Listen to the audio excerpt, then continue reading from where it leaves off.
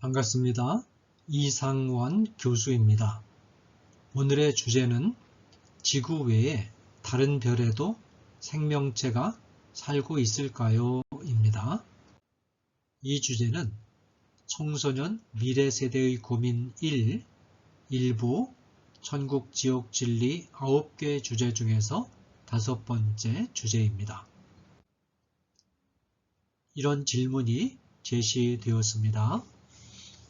지구 말고 다른 별에 정말 생명체가 살고 있을까요?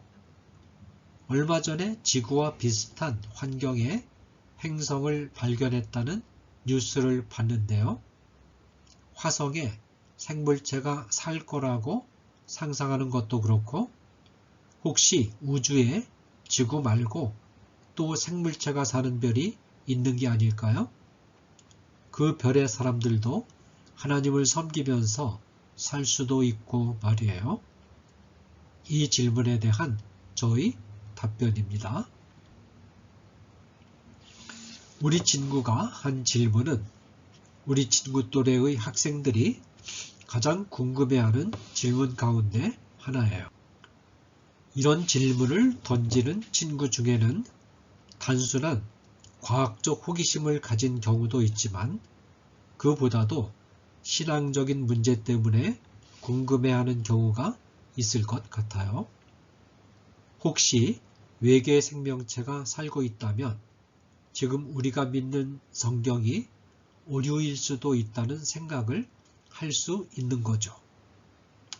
그러나 다른 행성에서 생물체가 발견된다고 해도 성경이 틀린 말씀이 될 가능성은 전혀 없고, 우리 친구가 신앙생활을 하는 데는 아무런 지장이 없답니다. 그 이유를 말씀드릴게요. 우선 우리 친구가 가진 막연한 오해부터 풀어야겠군요. 성경은 어느 본문에서도 하나님이 지구에만 생물체를 창조하셨다고 말하고 있지 않아요.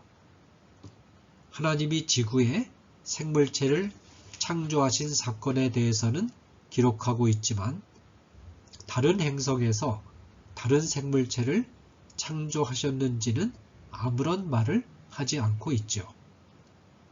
따라서 다른 행성에 생물체가 산다는 것이 확인되어도 성경이 틀릴 이유가 없고, 다른 행성에 생물체가 살지 않는다는 것이 확인된다고 해도 성경은 틀릴 이유가 없어요. 이 문제를 좀 더 잘 알기 위해서는 성경에 무엇이 기록되었고 어떤 방식으로 기록되었는지 잠깐 생각해 볼 필요가 있어요. 먼저 우리 친구들은 성경은 이 세계에서 일어난 일을 모두 다 기록한 것이 아니라는 점을 항상 기억하고 있어야 해요. 성경은 이른바 선택과 집중이라는 방식으로 기록되었어요. 이것은 성경의 기록 목적과도 관련이 있죠. 성경의 가장 중요한 기록 목적은 죄를 짓고 타락한 인간이 구원받는 길을 인류에게 제시하는 것이에요.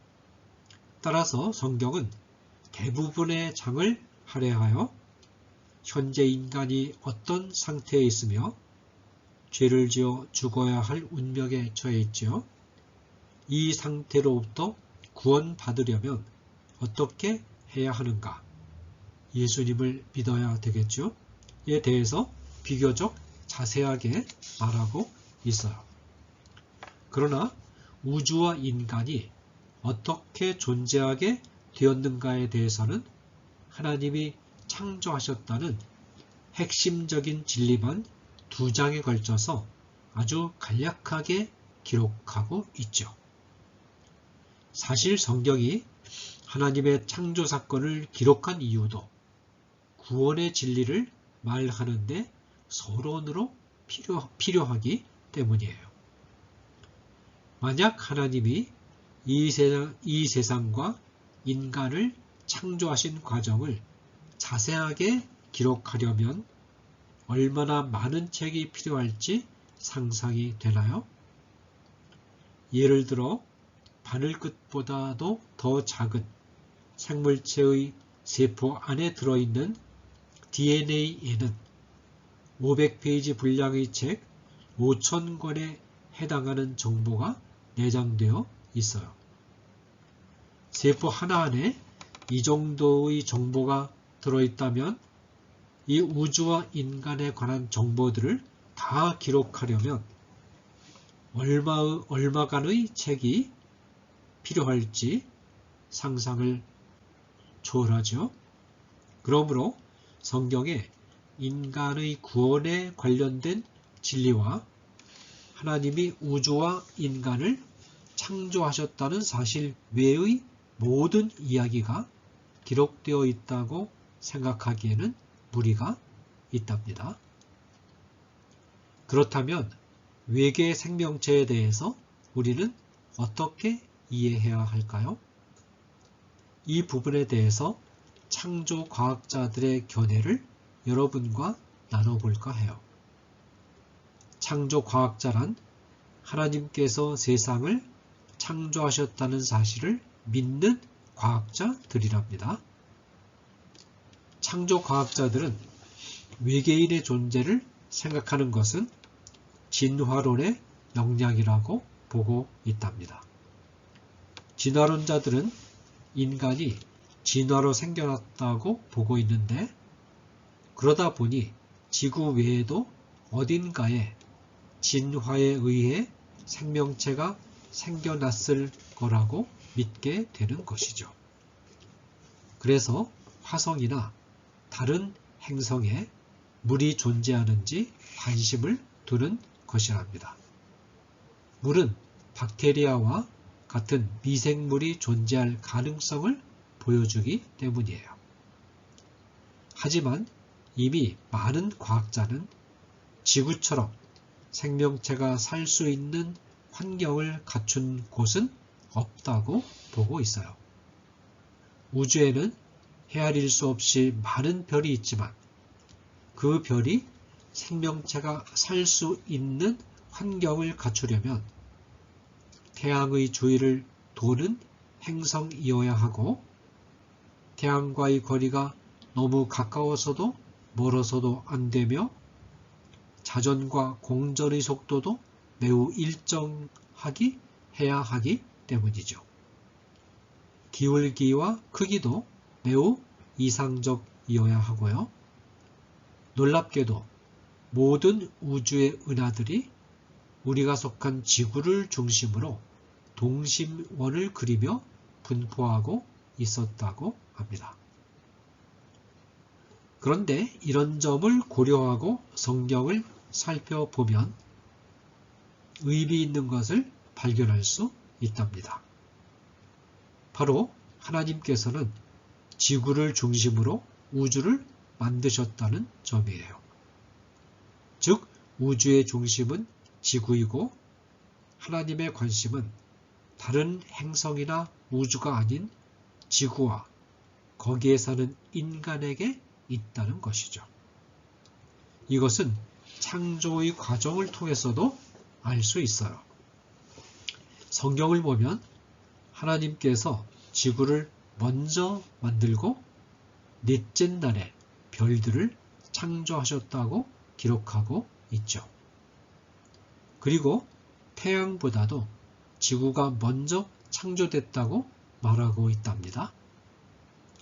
지구는 빛이 창조된 첫째 날에, 태양은 넷째 날에 창조되었고 또 성경의 여러 곳에서 하늘을 펴시었다라고 기록되어 있고요.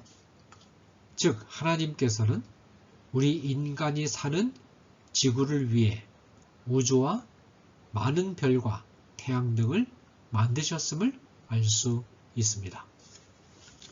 그렇게 특별한 존재이기 때문에 하나님의 하나밖에 없는 외아들인 예수님께서 직접 인간을 위해 돌아가실 수 있었던 거예요. 만약 외계에 다른 생명체가 존재한다면 그들을 위해서도 예수님께서 여러 번 죽으셔야 하는데 그러실 수는 없는 거잖아요. 어떤가요?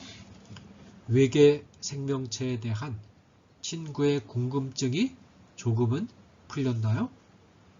사실 앞에서 말씀드린 것처럼 성경은 하나님이 다른 행성의 생물체를 창조하셨는지의 여부에 대해서 아무런 말도 하지 않고 있어요. 다만 우리가 기억해야 할 것은 이것이에요. 하나님께서 아주 특별한 존재로 우리를 만드셨다는 사실, 우리를 하나님 자신의 형상을 따라 만드실 정도로 말이에요. 그리고 그 인간이 살아갈 환경을 태초에 말씀으로 창조하셨고 그 지구를 중심으로 아름다운 우주를 베풀어 주셨다는 사실이에요. 그러므로 이제 우리가 해야 할 것은 주님께서 베풀어 주신 아름다운 것들을 감사히 누리며 예레미야 선지자가 그랬듯이 크신 능력과 펴신 팔로 천지를 지으셨사오니 주께서는 할 수 없는 일이 없으시니이다. 예레미야 32장 17절 말씀이죠. 이런 고백을 드리는 것뿐이랍니다. 감사합니다.